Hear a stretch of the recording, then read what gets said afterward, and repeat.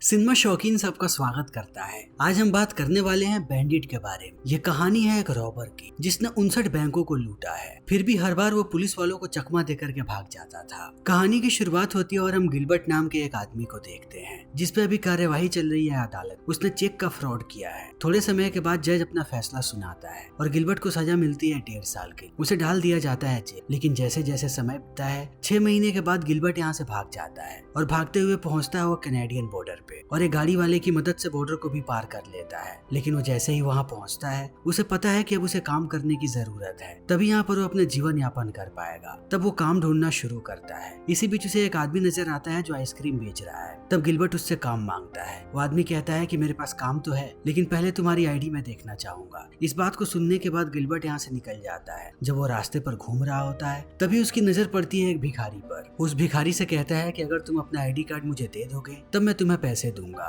तब ये दोनों नेगोशिएट करने लगते हैं। गिलबर्ट के पास सिर्फ $22 है। वो सारे के सारे पैसे दे देता है भिखारी और भिखारी उसे अपना आईडी कार्ड दे देता है। तब इस कार्ड को लेने के बाद गिलबर्ट पहुंचता है उस आइसक्रीम वाले के पास। इस पे उसका नाम रॉबर्ट लिखा है। आज से गिलबर्ट रॉबर्ट बन जाता है। उसे नौकरी मिल जाती। लेकिन जैसे ही रात होती है उसे एहसास होता है कि उसे कहीं रात बितानी पड़ेगी। तब वो जाता है एक सराय। बहुत देर तक दरवाजा खटखटाता है। तब अंदर से एंड्रिया नाम की लड़की बाहर आती है। गिलबर्ट उसे सारी बातें बताता है कि आज रात उसे रहने के लिए पनाह चाहिए। तब वो लड़की उसे अंदर आनी है। गिलबर्ट यहीं पर रहना शुरू कर देता है। अगली सुबह वो आइसक्रीम बेचता है। रोज उसका यही काम है। वो सुबह सुबह उठ के जाता है और दिन भर आइसक्रीम बेचता है जिससे उसे थोड़े से पैसे भी मिल जाते हैं। जैसे ही गिलबर्ट को लगता है कि वो कंफर्टेबल हो रहा है तभी उसे बताया जाता है कि आइसक्रीम की कंपनी बैंकरप्ट हो गई, इसीलिए गिलबर्ट को अब नौकरी से निकाला जा रहा है। इस बात को सुनने के बाद गिलबर्ट को बहुत ही ज्यादा गुस्सा आता है। वो चला जाता है पास के बार और शराब पीने लगता है। तब हमें पता लगता है इस बार के मालिक के बारे में जिसका नाम है टॉमी। टॉमी एक गैंगस्टर है। उसके साथ साथ लोन शार्क भी है। पुलिस वालों की नजर है उस पर। उन लोगों ने टॉमी को अब तक इसलिए नहीं पकड़ा है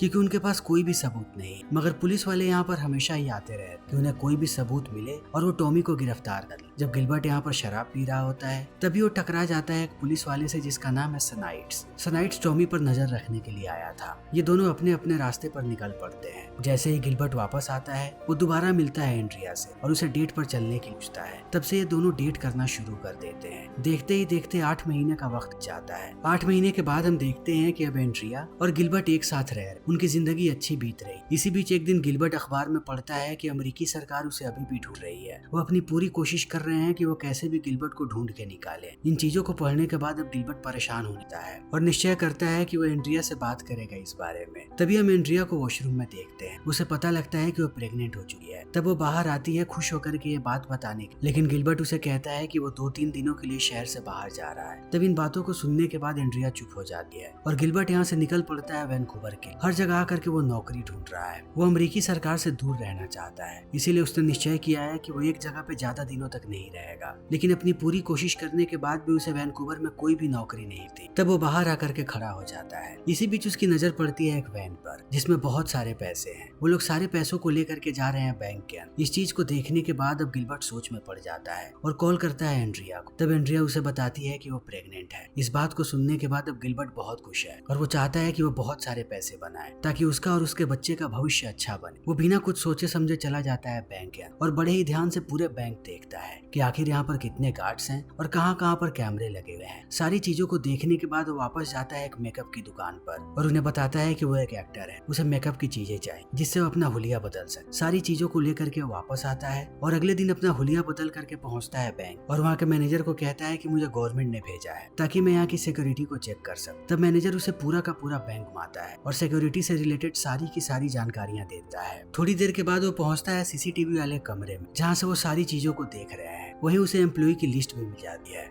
अब गिलबर्ट ने सारी चीजों को देख लिया है। वो बाहर आता है और सारे एम्प्लॉइज को कहता है कि तुम्हें नौकरी से निकाल दिया गया है, ज्यादातर सिक्योरिटी गार्ड्स को, ताकि वो कल ना आए वापस यहाँ पर काम करने के लिए। यहाँ से जाने के बाद अब गिलबर्ट अपनी प्लानिंग में लग जाता है। वो प्रोस्थेटिक चेहरे पर कैसे लगाते हैं इस चीज को भी सीखता है और इसी बीच वो प्रोस्थेटिक नोज भी चुरा लेता है। अगले दिन वो अपने चेहरे पर नकली नाक लगाता है और बहुत देर इंतजार करने के बाद दाखिल हो जाता है बैंक के अंदर उसकी मुलाकात होती है एक एम्प्लॉय से जिसका नाम है जेसिका। जेसिका को एक पर्ची देता है जिस पर पर उसने लिखा है कि चिल्लाने की कोशिश मत कर, मेरे हाथ में बंदूक है, अगर तुम चिल्लाई तो मैं तुम्हें शूट कर दूंगा। चुपके से यहाँ पर जितने भी पैसे हैं सारे के सारे पैसे मुझे दे, किसी को कानो कान इस बारे में भनक नहीं लगी चाहिए। इस चीज को देखने के बाद जेसिका बहुत ही बुरी तरीके से डर जाती है। वो नीचे का ड्रॉअर खोलती है और एक एक करके सारे के सारे पैसों को रखने लगती है गिलबर्ट के सामने। तब गिलबर्ट को एहसास होता है कि वो इन सारे पैसों को अपने जेब में नहीं रख सकता और वो कुछ लेकर के भी नहीं आया है। वो जेसिका को कहता है कि अपना पर्स। तब जेसिका सारे पैसों को डाल देती है अपने पर्स में। इसी बीच गिलबर्ट को एहसास होता है कि धीरे धीरे उसका नाक निकल रहा है। तब वो नाक को चिपकाने लगता है और जल्दी से पैसों को लेकर के भागता है बाहर और जाता है वापस उसी दुकान पर जहाँ से उसने नकली भाड़े के कपड़े खरीदे। सारे कपड़ों को वापस रख देता है।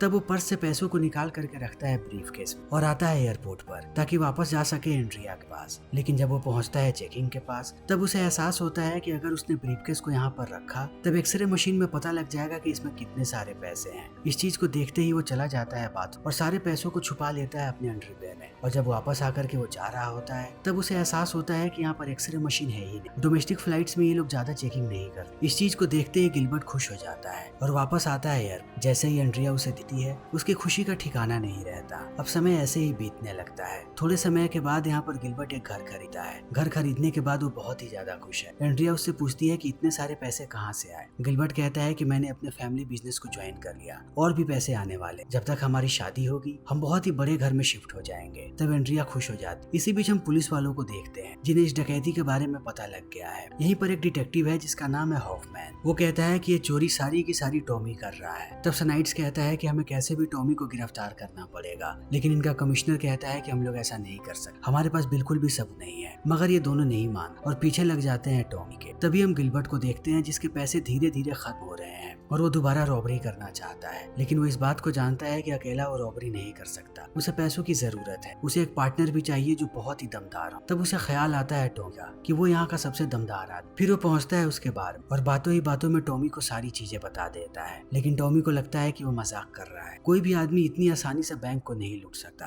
तब गिलबर्ट कहता है कि अगर तुम चाहो तो मैं तुम्हारे सामने एक नमूना पेश कर सकता हूँ। तुम्हारे बार के सामने ही एक बैंक है, मैं उसे सिर्फ 3 मिनट में लूट लूंगा। इस बात को सुनते ही टॉमी चौंक जाता है और कहता है कि करके दिखाओ। गिलबर्ट यहाँ से बाहर निकलता है और कंस्ट्रक्शन वर्कर के कपड़े पहन लेता है और उन्हीं कपड़ों के साथ वो जाता है बैंक के अंदर। जैसे ही घड़ी में 3 मिनट होते हैं वो बाहर के पिछले दरवाजे से आता है टॉमी के सामने और पैसे फेंकने लगता है। इस चीज को देखने के बाद अब टॉमी चकाचौंध हो जाता है और कहता है कि अब से मैं तुम्हारे साथ, हम पार्टनर्स की तरह काम करेंगे। इस बात से अब गिलबर्ट को बहुत हिम्मत है। वो एक के बाद एक चोरियां करते रहता है। हर बार वो अपने हुलिये को बदलता है और बड़े ही आसानी से बैंक्स को लूट लेता है। वो ज्यादातर डोमेस्टिक फ्लाइट्स लेता है, एक शहर से दूसरे शहर जाने। उसने पूरे देश के लोगों के नाक में दम करके रखा है। किसी भी शहर में ऐसा कोई भी बैंक नहीं जिसे उसने ना लूटा हो। सारे लोगों ने उसे नाम दिया है फ्लाइंग बैंड। पुलिस अभी भी उसके पीछे लगी, लेकिन किसी को भी पता नहीं कि आदमी कौन है। हर बार ये अपना हुलिया बदल करके आता है। सारे लोग अलग अलग हुलिये के बारे में बात करते हैं और देखते ही देखते थोड़े ही दिनों में वो 36 बैंक्स को लूट लेता है। अब उसके पास बहुत सारे पैसे, इतने पैसे जितने पैसों के बारे में किसी ने सोचा भी नहीं होगा। वो खुद तो अमीर बना ही है, उसके साथ साथ उसने टॉमी को भी अमीर बना दिया है। वो शहर के सबसे अमीर लोगों में से एक हो चुका है। उसके पास अब बहुत महंगी महंगी गाड़ियां हैं और घर भी हैं। टॉमी इन सारी चीजों को देखने के बाद बहुत प्रभावित होता है, लेकिन धीरे धीरे अब टॉमी का लालच बढ़ता जा रहा है। वो गिलबर्ट को कहता है कि हम इन छोटी मोटी चोरियों से कब तक काम चलाते रहे, हमें एक बड़ा हाथ मारना पड़ेगा। वो जिक्र करता है एक ज्वेलरी शॉप का, जहाँ पर इतने पैसे ही नहीं मिलेंगे जितने पैसों के बारे में इन लोगों ने सोचा भी नहीं। तब गिलबर्ट भी इस बारे में सोचने लगता है। इसी बीच हम देखते हैं सनाइट्स और हॉफमैन अपने सीनियर से इन्हें फंड्स के साथ साथ परमिशन भी मिल जाता है कि वो लोग कैसे भी फ्लाइंग बैंडिट को पकड़े, चाहे जो हो जाए। इन्हें जितने पैसों की जरूरत पड़ेगी इन्हें उतने पैसे दिए जाएंगे। तब सनाइट्स अपनी एक पूरी टीम बनाता है और वो इस मिशन का नाम रखता है प्रोजेक्ट कैफ। सारे लोग दूसरे जगह से काम करें और इन्हें दिन रात काम करना है तब तक जब तक ये लोग फ्लाइंग बैंडिट को ना पकड़।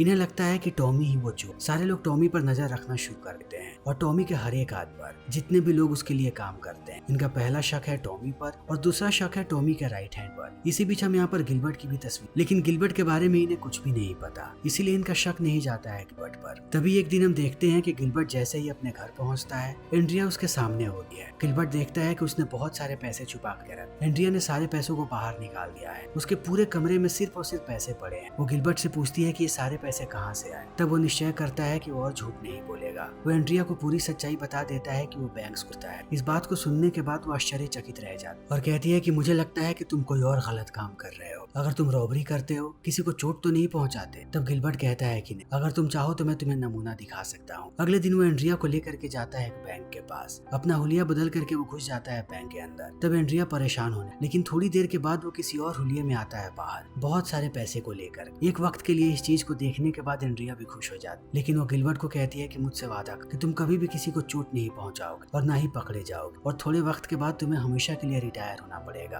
तब गिलबर्ट भी वादा करता है और वो ऐसे ही जारी रखता है अपने काम। तभी हम देखते हैं सनाइड्स और हॉफमैन को, जो टॉमी के बार के बाहर ही खड़े हैं। उन लोगों ने सब पर नजर रखा हुआ है। इसी बीच वो लोग देखते हैं कि गिलबर्ट अंदर जा रहा है। गिलबर्ट अंदर जाता है और टॉमी से बात करने लगता है। टॉमी कहता है कि हमें जल्दी ही चोरी करनी पड़ेगी ज्वेलरी शॉप में। तब गिलबर्ट मान जाता है। टॉमी कहता है कि मेरा राइट हैंड तुम्हारे साथ जाएगा, यानी बिशप। इन बातों को सुनने के बाद अब गिलबर्ट चला जाता है बाथरूम में अपने हुलिये को बदल। तभी यहाँ पर सनाइड्स आता है और वो भी जाता है बाथरूम के अंदर। तब वो देखते हैं कि गिलबर्ट बाहर आ रहा है। सनाइड्स को याद आता है कि जब वो अंदर आया था तब किसी और कपड़ों में था और किसी और हुलिये में। इसी बीच उसकी नजर पड़ती है गिलबर्ट के चेहरे पर। वो देखता है कि सिलिकॉन ग्लू लगा है चेहरे पर। तब यहाँ से सनाइड्स को शक होना शुरू हो जाता है गिलबर्ट पर। वो बाहर जाता है और अपने साथियों को कहता है कि यहाँ पर जितने भी मेकअप की दुकानें हैं सबको ट्रेस करना शुरू करो। इतना कहने के बाद वो जाकर के घर पर सो जाता है, लेकिन आधी रात में उसे कॉल आता है अपने डिपार्टमेंट से और इमरजेंसी में उसे बाहर बुलाया जाता है। जैसे ही सनाइड्स पुलिस स्टेशन पहुंचता है, उसके साथी उसे बताते हैं कि हमने पकड़ा है डेव, जो काम करता है टॉमी के साथ। वो शराब के नशे में था। उसने सारी बातें बता दी कि ये रॉबरी कौन कर रहा है। सारी की सारी रॉबरी गिलबर्ट कर रहा है। वो अपने चेहरे को बदलता है हर बार और अपने पूरे के पूरे हुलिये। वो लोग अभी किसी बड़ी चोरी की प्लानिंग कर रहे हैं। डेव को ज्यादा नहीं पता उस चोरी के बारे। इन बातों को सुनने के बाद अब सनाइड्स और भी ज्यादा चौकन्ना हो जाता है। वो सारे के सारे प्रोस्थेटिक वाली दुकानों में जाता है। एक वक्त के बाद उसे पता लग जाता है कि आखिर सारी चीजें गिलबर्ट कहाँ से लेता है। अब उसकी नजर है उस दुकान। फिर वो जाता है यहाँ के लोकल पुलिस वालों के पास और सबको आगाह करता है कि यहाँ पर जितने भी बैंक्स हैं और जितने भी ज्वेलरी शॉप, हर जगह पर पुलिस वालों को कहो कि वो तैनात रहें और अपनी नजर रखें। एक बहुत ही बड़ी चोरी होने वाली। तब पुलिस वाले भी हर जगह पे जाकर के तैनात हो जाते और सनाइड्स भी हर जगह पर तैनात रहता है। वो लोग दिन रात गिलबर्ट का पीछा कर। तभी हम गिलबर्ट और बिशप को देखते हैं, जो बाहर आकर के सीसीटीवी कैमरे के साथ छेड़छाड़ करते हैं और इस चीज को सनाइड्स देख लेता है। वो समझ जाता है कि ये लोग ज्वेलरी शॉप में ही चोरी करने वाले हैं। वो इंतजार करने लगता है कि ये लोग चोरी करें। तब वो इन्हें रंगे हाथों पकड़ेगा और अगले दिन ये लोग वही कर। गिलबर्ट और बिशप दोनों जाते हैं दुकान के अंदर। गिलबर्ट यहाँ के लोगों को कहता है कि वो सारी की सारी ज्वेलरी उसके बैग में डाल, और डेव ने नजर रखा हुआ है दरवाजे पर। तभी सनाइड्स धीरे धीरे आगे आने लगता है। उसे देखने के बाद ये दोनों भागना शुरू करते हैं। वो लोग आगे आगे भागते हैं और सनाइड्स इनके पीछे पीछे भागता है। तभी यहाँ पर नीचे बंदूक गिर जाती है बिशप की, लेकिन वो लोग यहाँ से भाग चुके हैं। सनाइड्स अभी भी उनके पीछे है। ये लोग भागते हुए चले जाते हैं एक शॉपिंग मॉल के अंदर। जैसे कपड़े इन लोगों ने पहन रखे हैं वैसे कपड़े और भी बहुत सारे लोगों ने पहन रखे हैं। इसीलिए पुलिस वाले अब कंफ्यूज होने लगते हैं। वो समझ नहीं पाते हैं कि आखिर वो दोनों कहाँ गए। तब सनाइड्स यहाँ का फायर अलार्म बजा देता है ताकि सारे के सारे लोग बाहर भागे। जब सब बाहर भागते हैं तब सनाइड्स दोबारा देख लेता है उनको और भाग करके जाता है उनके पीछे, लेकिन जब तक वो उन्हें पकड़ पाता तब तक ये लोग यहाँ से भाग जाते हैं। जैसे ही ये लोग बाहर पहुँचते हैं, गिलबर्ट अपने हुलिये को बदलता है और बिशप। गिलबर्ट घर पे कॉल करके कहता है एंड्रिया को कि सारी चीजों की पैकिंग शुरू कर, हम जल्दी ही शहर को छोड़ने वाले हैं। और बिशप चला जाता है बाहर। जैसे ही अब गिलबर्ट घर पे पहुंचता है, उसे पता लगता है कि एंड्रिया का वाटर ब्रेक हो चुका है। तब जल्दी से वो उसे लेकर के जाता है हॉस्पिटल और एंड्रिया अपने पहले बच्चे को जन्म। तभी सनाइड्स बहुत सारे पुलिस वालों को लेकर के पहुंचता है गिलबर्ट के घर पे रेड मारने के, लेकिन पूरी घर की तलाशी लेने के बाद भी इन्हें कुछ भी नहीं मिला। तब हमें पता लगता है कि गिलबर्ट पहले ही यहाँ से निकल चुका था और वो लोग सारे पैसे लेकर के जा चुके हैं। दूसरे शहर में उन लोगों ने एक नए घर को खरीदा है, वहीं अब ये लोग रहने वाले। अब समय ऐसे ही बीतने लगता है। गिलबर्ट कोई भी चोरी नहीं करता। वो अपना ज्यादातर समय बिताता है अपनी पत्नी और अपने बच्चे के साथ। थोड़े समय के बाद एंड्रिया दोबारा प्रेग्नेंट हो जाती। तभी हम टॉमी को देखते हैं जो इनसे मिलने आता है। बाहर बैठ करके ये दोनों बातें कर रहे होते हैं। तब टॉमी गिलबर्ट को कहता है कि हम अगली चोरी कब कर रहे हैं। गिलबर्ट थोड़ा सोचने के बाद कहता है कि मैं अब चोरी नहीं करूंगा। इन बातों को सुनने के बाद टॉमी यहाँ से निकल जाता है, लेकिन गिलबर्ट घर में वापस आने के बाद जब अपने सारे पैसों को देखता है तब उसे एहसास होता है कि अब उसके पास बिल्कुल भी पैसे नहीं है। जल्दी उसे दोबारा रॉबरी करनी पड़ेगी, वरना इनके खाने के भी लाले पड़ सकते हैं। रात में वो एंड्रिया को सारी बातें बताता है कि वो दोबारा चोरी करना चाहता है। तब एंड्रिया मना कर देती और कहती है कि तुम कोई और भी काम कर सकते हो, लेकिन दोबारा चोरी मत करना। गिलबर्ट इस बारे में रात भर सोचता है सुबह सुबह वो उठता है और अपनी लोकेशन को लिख देता है एक पेपर और यहाँ से बाहर चला जाता है। तब थोड़े समय के बाद आँख खुलती है एंड्रिया की। वो देखती है कि गिलबर्ट यहाँ से जा चुका है। उसे पता लगता है कि उसके फोन पर कोई बार बार कॉल कर रहा है। इस बार वो जैसे ही फोन उठाती है उसे सनाइड्स की आवाज सुनने को मिलती है। सनाइड कहता है कि तुम्हारा पति कहाँ पर है। एंड्रिया कहती है कि मुझे नहीं पता।